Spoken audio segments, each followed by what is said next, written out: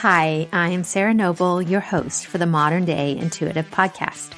For over 25 years, I've been on a spiritual journey, searching, learning, expanding, and growing. I've traveled the world, led by my heart, on a quest to know myself so that I can support others. This podcast was created from my deep desire to help you connect with your intuition and to inspire you to create a life where the impossible becomes possible and you live into your sacred dreams and desires. Thanks for being here and enjoy the show. Hello, my loves. Welcome to the show today. So grateful to have you here. So before we dive into our reading today, I do want to share with you some exciting news that we have launched Untamed Intuition, Ignite the Wild Within mentorship as a self-study. It just came through to me that this program, these teachings, this experience wants to be able to be alive in the world and to be with you on your time, on your schedule, when it works for you.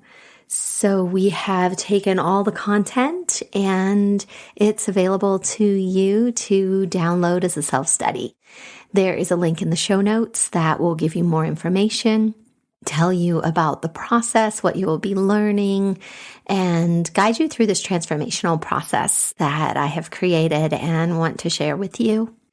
And always, if you prefer to be guided through this, it is offered as a personal mentorship. So that is available as well, where you have monthly calls with me and support as you dive into all the content and transform your life. So today, Briana is here with us, and she is on a healing journey and is looking for guidance on what is the most effective path for her to focus on as she moves forward with her new gifts and this new way of being in the world. So we talk about redefining success. We look at unconscious versus our conscious programming. We talk about being and feeling safe in your body, and how physical, mental, and emotional trauma are used to disempower you. How people can plug in and take your personal power if you are not paying attention. And disconnecting from collective emotions, allowing others to be responsible for themselves instead of this place that so many of us are in where we're caretaking and we're in codependent relationships. How do we step outside of those and let others care for themselves? And then, of course, the reminder that in order to move forward, in order to live into your true destiny, there comes a point when you get to stop looking backwards, when the past is healed and it is now you move into the creationary part of your journey on the Andean shamanic medicine wheel. This is talked about as moving from the south and the west, which are the healing directions, where you move into the north, where everything becomes a gift, where everything is for you, and you start to live your life in a forward momentum as opposed to continuing to look backwards. So my loves, enjoy my call with Briana. I love you. Hi, Briana. Welcome to the podcast. How can I help you today? I have been a growth space for quite a while now that I'm looking to deep dive into and make sustainable change and hit myself where it hurts in a good way, in a healing way. So I would love to have some guidance around what the most effective and efficient route to go through that healing is going to be. Thank you. So the first image I see is of an iceberg. And it's that idea that as we look at our level of consciousness of what is conscious behavior versus what is unconscious behavior, it's a staggering 3 to 5% of our behaviors that we're actually consciously choosing. And then the other 95 to 97% is like the iceberg under the water, where most of what we do, say, think, feel, go about our day enacting comes from this 95%. And a big part of the journey that we're on as healers, intuitives, anyone, right, who's interested in evolving it's about looking at those unconscious patterns and programs that are playing out beneath the surface. So tell me what you know about that and where you're at in this process. Absolutely. And before I dive into that, I love that the iceberg came up because I just used that analogy yesterday with someone that I was speaking to. So that's very resonant with me. I love how it lines up like that. It always does. It always does. So my subconscious, I know, has a lot going on. I am very consciously aware of my triggers, of my trauma, of my grief cycles. I did uncover a new one recently that I wasn't aware of, an obstacle in my business life that's related to trauma with my father, that I didn't recognize how that cycle was playing, and that I associate success with pain and with trauma and with abuse. So that hit me in a really big way because I recognized that that's been a barrier my whole life, and I was completely unaware of it until yesterday. But outside of that, the rest of it, I've spent over 2 decades studying myself and my mind and everything that I've been through and connecting all the dots and figuring out how to move forward, and am wildly successful in my life as a whole and as a human, considering what I've been through, which is something to acknowledge and praise. But I think the two biggest things that are getting in my way, one is that association with success, that success is something to be feared because it's a negative thing in my body. I know in my mind that's not true, but my body feels it as danger. And then the other thing is grace. I went through a divorce over the last couple of years, and something I said a lot in that was to give space and grace for things, which I do beautifully with other people. But when it comes to myself, I've had that word come up multiple times in the last 2 days as well. People reminding me to give myself grace and acknowledge how much I've been through and how much I've moved forward. So I feel like there's a battle right now between my feeling center and my thinking center. So my brain is all over it. The awareness is there, but my body is still feeling things that it doesn't seem like I'm able to convince it that that's not true anymore, that I am in a safe space, because I am. That, success is something to be celebrated and is something to strive towards. And that all the dangers that were present when I was younger and the cycles that I continued in, the trauma cycles, they're not a part of my life anymore, that I'm actively choosing to remove them from my life. So getting past that barrier of the somatic trauma that's hanging out in my body, in spite of doing yoga, ETF, Reiki, psychotherapy, I've done physical therapy, I've done so many things to release them. At this point, I'm not sure where else to work. Yeah, thank you for sharing all that. As you're talking, I feel short of breath, like there's an anxiety, a panic that still lives inside your nervous system. And you're showing me your heart chakra, solar plexus, and your sacral chakra, second, third, fourth. And you had mentioned earlier before we got on the call about that part of your body feeling the block lives in there. And it's really interesting because I hadn't thought about it this way before, but if we go from the bottom up, we've got orange, yellow, green, but the image is a traffic light.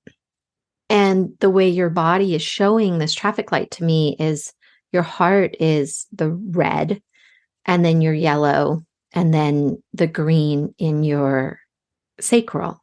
So it's reversed. About that. Yeah.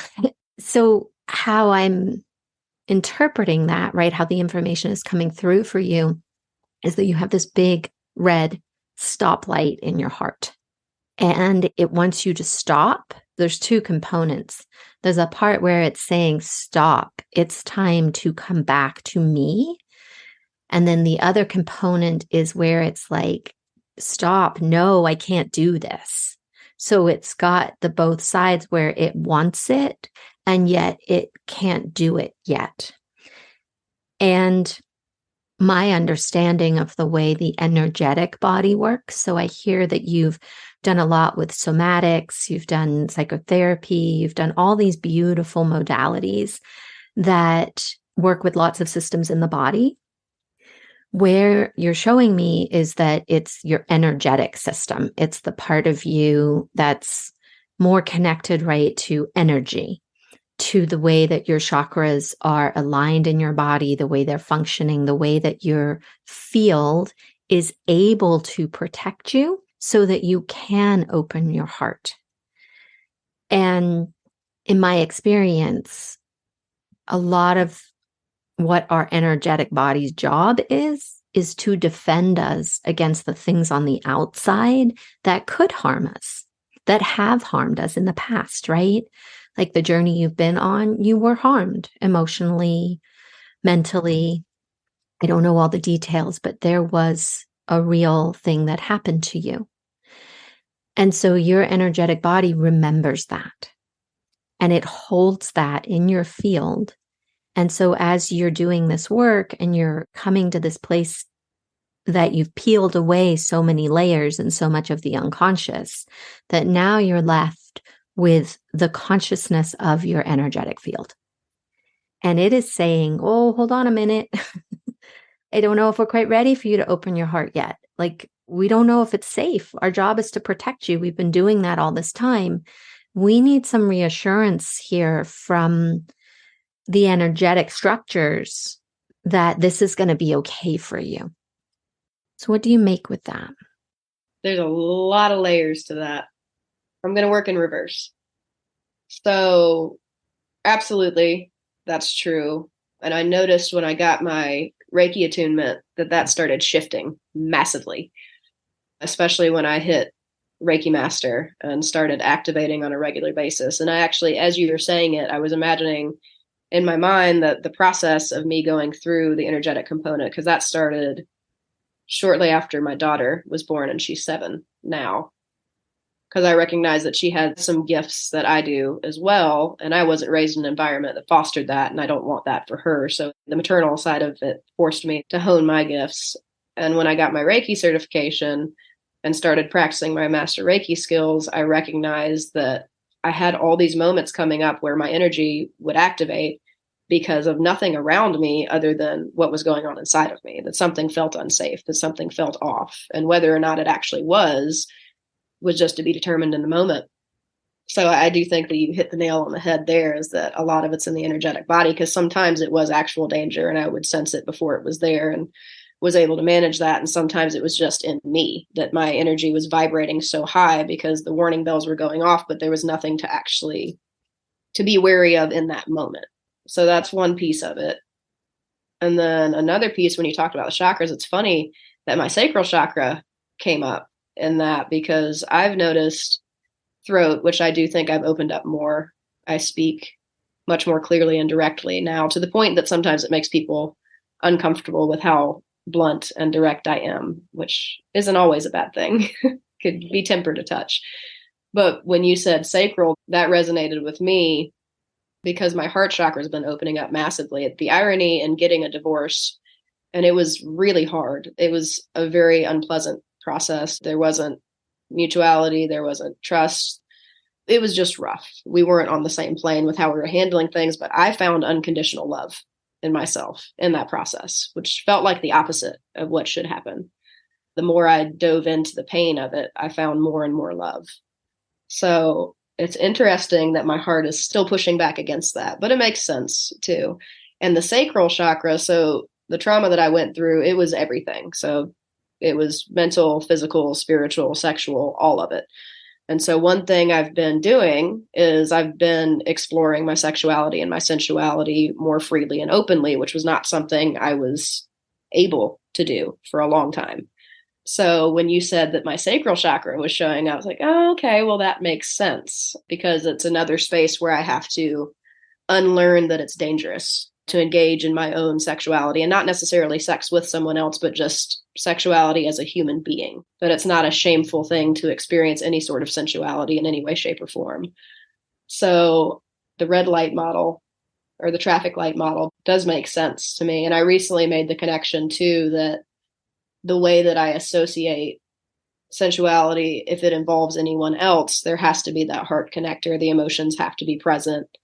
That's where it could lie the danger or it could lie the safety, depending on what I'm choosing, how consciously I'm choosing, what intentionality, how much mindfulness I'm bringing to my interactions with others, which I think I do well 90% of the time. But the trauma side of me still sometimes slips up and leans into the comfortable, which for someone who's experienced trauma and abuse, the comfortable is not necessarily where you want to go until you've redefined comfortable with being not toxic or abusive individuals.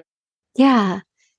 So as you're talking and you're showing me your sacral chakra and this idea of it being green in this model. So with the trauma that you experienced, it's a very disempowering experience, right? The people that are inflicting the trauma, they are looking for power. So taking your power through these ways of controlling you. And we started out a little bit with success. And if we think about success, a lot of the way it's defined on our planet today is money. I don't personally define success that way. And I get the sense you don't either. No. Yet that narrative and infrastructure is playing out in our society. So for you, as you're stepping into this life calling, this way of supporting yourself differently through service, there's a collective narrative of what success means. And I get the sense that you're still connected through this chakra to your husband, your ex-husband. Oh, absolutely. Yeah. So he's plugged into that chakra. And the more that you are accessing your own inner power, it's getting siphoned off. So there's some work there for you to guard against him still having access to your power. Right? I imagine in your marriage, you were disempowered.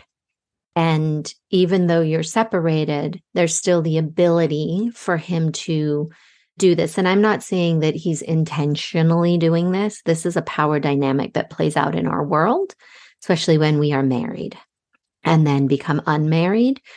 We get to train our bodies that they don't have to do that anymore. So unplugging and just repeatedly reminding your field, your chakra, that he does not get to have that power anymore. He gets to go deal with his own stuff. It's his life. It's his choices. Thank you very much. And you own that sovereign power for yourself. Absolutely. The only hang up in that is that we have a child together, a daughter. And you pointed out that he's not intentionally doing that. And it's absolutely true. I recognize that even my first experience with control and abuse, I recognized when I was much older, the aha moment of seeing the person that did it to him and who started the cycle for him and why it translated over to me.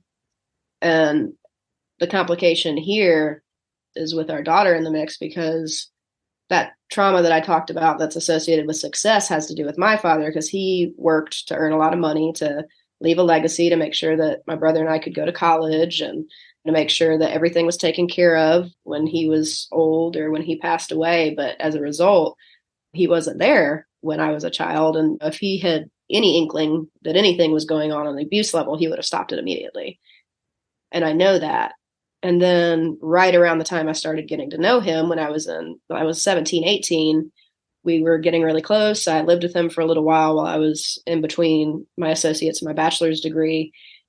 And the same year I got married, he was recovering from brain cancer and he died 5 months after. So his success is tied into all of that. That was the realization that was brought to my attention yesterday. And I now have my child in the mix. So I recognize that some of those trauma cycles are playing up of fear that she's going to have some sort of unpleasant experience as well. Because with my success, I would rather just offer everything for free and do everything for free. It's in my nature. It's what I want to do. I don't like our narrative that's driven by finances, but I also recognize that money in the right hands with the right people who are going to do the right things with it. And maybe I should take away the word right. But when someone who has a heart of giving has enough financial play to give back to the world in a more substantial way, because our society is run off of money, no matter how much we don't like it, that changes the playing field. And in having my experience that I did with my father and recognizing the value of this time, this precious time that my daughter and I have together, and she's been going through a really rough time with everything from the divorce to just before we had a traumatic incident that happened with a neighbor that broke into our house who was mentally ill and a drug addict, and he stalked our family for years.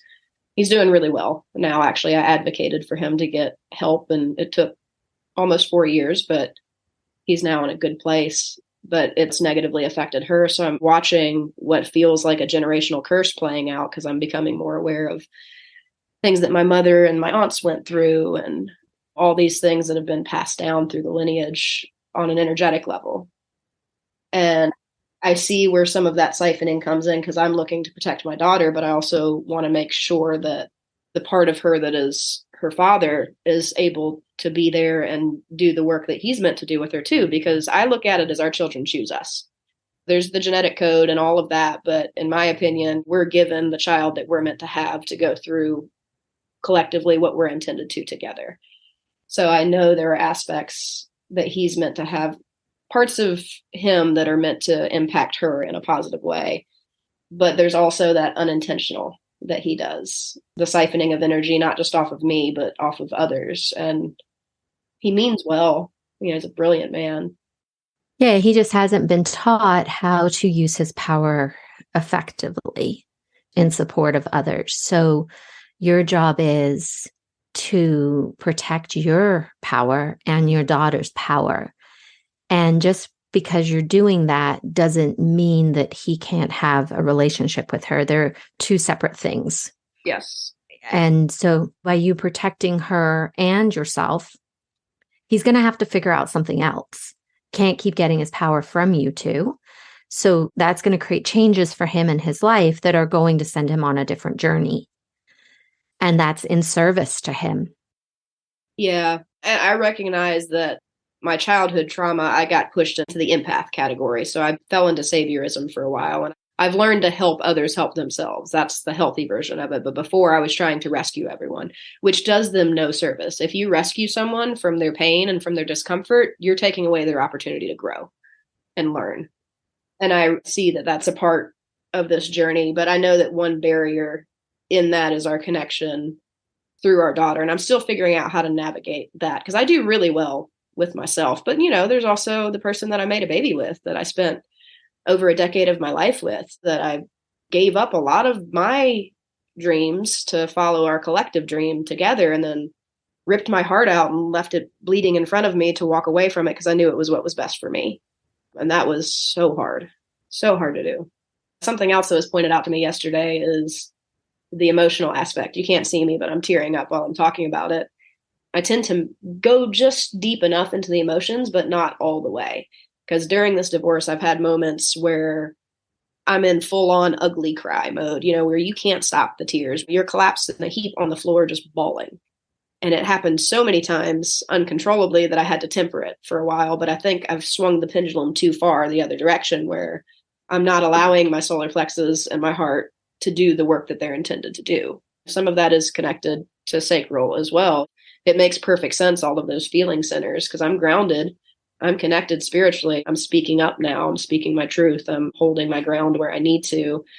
But feeling it all the way is so painful and scary that I'm blocking it. And I don't mean to. It's not an intentional thing that I do. Well, here's my understanding, and having walked a similar journey to you, that when we leave a marriage, we're not just leaving a person. We're leaving an institution. We're leaving a very old way of being. And a lot of times, what you're feeling is not all yours. I'm a huge supporter of feel your emotions. So I'm not saying don't feel your emotions. But there comes a point where it's really important to track. Are you caught in a collective narrative of the poor, hurt woman who had to leave her marriage and the abuse? And there's a real strong collective story that basically I felt attacked by it sometimes. It kind of sounds like that is happening to you when you're on the floor, just overtaken by it. And for me, there was a lot of power in discerning what's truly mine. What am I mourning? Mourning the fantasy, mourning the fact that I don't see my kids all the time the way I used to. Really getting clear on what is the truth of what you're sad about. And then kind of looking at the rest of it of, is this even mine? Because we get sucked into that, especially as we're in those early days of leaving, because we're not really supposed to leave, right? According to the story, like that's not what happens. And yet here you are choosing a life for you, sacrificing something in devotion to the truth of you. And there are points in there where you're going to come up against an energy, collective energy that wants to take you down. And I know that kind of can sound out there. It can sound a little like much, but that was my experience, that it wasn't all mine. And so you blocking, I don't necessarily see that as you stuffing emotions. Talking to you, sitting with you in your energy, you explore yourself. You are here to understand the depths of who you are. So if you're blocking something, I sense that as your wisdom, knowing that what was happening to you is more than was supposed to be. And it's like a protection that you went inside of, like, I can't do this anymore. And you didn't necessarily understand that. That's how I see it. Yeah, that's very accurate. The first 6 or 7 months, maybe even longer, I was grieving more the pain that I was causing my ex and my daughter than I was my own losses. And my own losses were intermingled in it, but I had so much trouble getting past the fact that I was making a choice that was causing massive emotional harm to other people. So that is very accurate. And I don't think that I do that as much. I do with my daughter some still, and I'm working on that. And I do recognize in my marriage that I took on a lot of the emotional weight just because of my ex-husband's, I don't want to say inability because that's disempowering. I don't think that's true. He's very capable, but unwillingness to really dive deep into his emotional centers and overcome those healing aspects that would help push him forward. So I know that's a habit and a dynamic we have, but we're so disconnected now. And I've cut tethers and cut ties with him in as many ways as I can, energetically and practically here in the physical plane as well. I would be surprised if there were still some of those going on, because I do think that I have a pretty good grasp on what's mine and what's someone else's, and I'm able to recognize when I'm pulling someone else's emotional weight or when there's more there than what's mine. Also, my ex-husband and my daughter are both Leos and I'm a Taurus, so that's always a fun dynamic with fire signs and an earth sign. Sometimes I'm very grounding for them and comforting, and sometimes they're just, I'm throwing dirt on something that wants to rage out of control for a little while to cleanse. So that's something to think about. That's something I'll keep in the back of my mind moving forward. Yeah, the word that's coming in is allowing, or the phrase is allowing others to be responsible for themselves. Absolutely. And I see this image of a woman rising, and you're wearing a headdress and you're painted and jeweled. And it's this rising of you, of the truth of you, of this empowered self, of you having made these hard choices in service and devotion to your heart. And the real encouragement to, like I heard you say in the beginning, this level of love for yourself for everything that you have done. And the invitation is to go even deeper with that, to really claim your journey and the fact that you did these things. And yes, people got hurt. I think there's a myth that as humans, we're not supposed to hurt each other. But the reality of this life is that we do. It's inevitable, especially if we're choosing ourselves. Other people are going to get hurt because they're not understanding that. And that's okay. And so this place of forgiveness for yourself, you're already inside of it. There's a deepening of it. And then there's this rising of who you are in all your glory and power and magnificence that is here to now take this path that you have walked and make medicine for the world. Well, does this feel like an okay place to land today? I think it does. Well, thank you. Thank you. Thank you for being here today and making your personal and spiritual growth a priority in your life. To learn more about connecting with your dreams and your intuition so that you can create a life full of possibilities, visit me at www.sarahnoble.com and see how we can create magic together. A big thank you from my heart to yours for making the planet a better place for us all.